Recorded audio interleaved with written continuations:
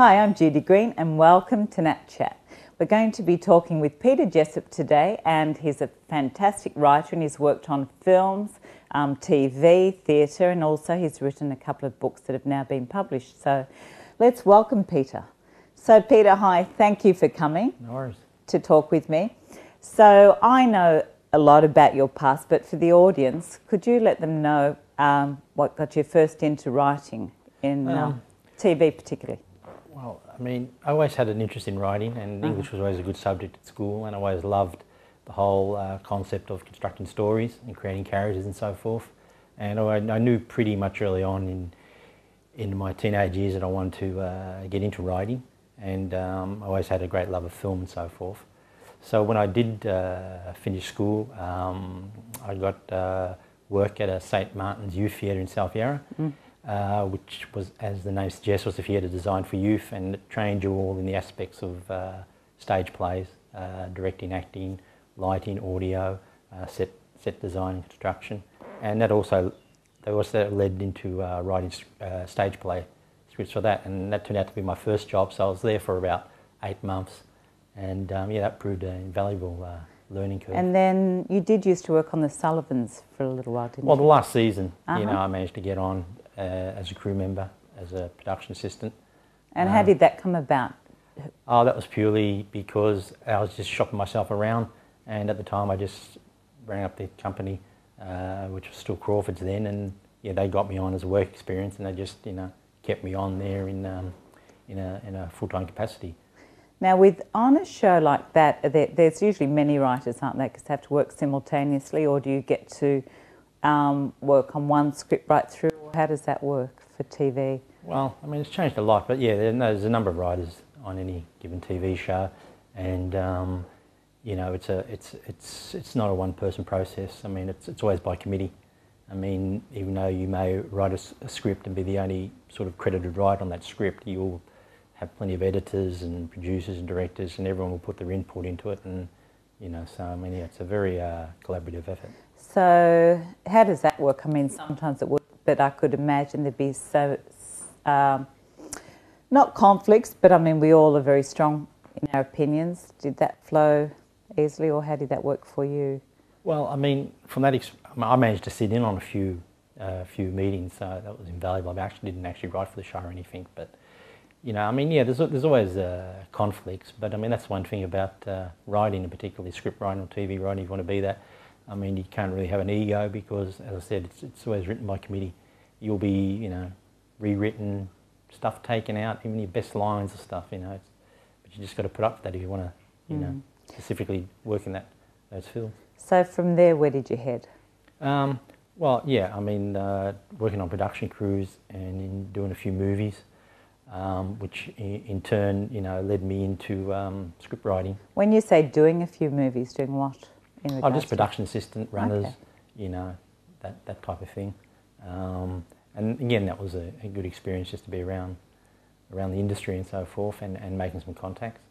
And yeah, that sort of led into actual script writing, you know, so I thought I will focus in on actual script writing for movies, films.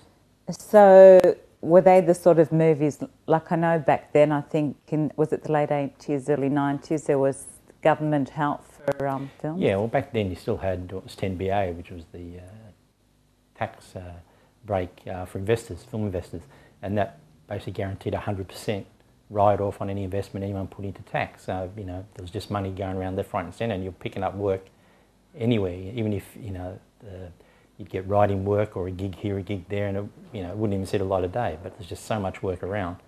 And this led to a lot of money there to invest in films, but the downside of that is, of course, is that it led to a lot of you know, rorting of the system, because a lot of people were just putting money into tax write-off, and we were just making some very you know, bad films and stuff. So tell me, in those instances, because there was grants, I think back then, I think you did have a grant too. Yeah, we have the standard funding bodies.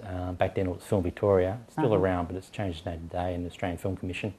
And yeah, they're always set up to you know, fund a writer, you know, to do a script, or to fund a producer to get some pre-production seed money.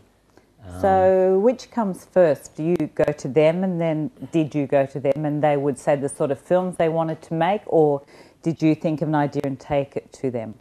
No, I mean, you go to them with your idea.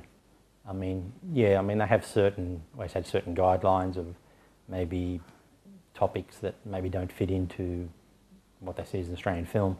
But no, you'd basically go to them with your idea, go through the process, put the application in, submit it, and and then if they give you funding, they give you funding. So over the years, we all change, and our style of what we do changes, and what appeals to us change. So back then, what sort of topics were you mainly writing about? Oh, well, where do we start, right? Yeah, well, I've never been genre specific into a certain genre. I pretty much covered most topics. I mean, the few fundings that I did get from those bodies were Australian orientated stories, historical Australian pieces. Yeah, and they were more open to that type of genre at the time.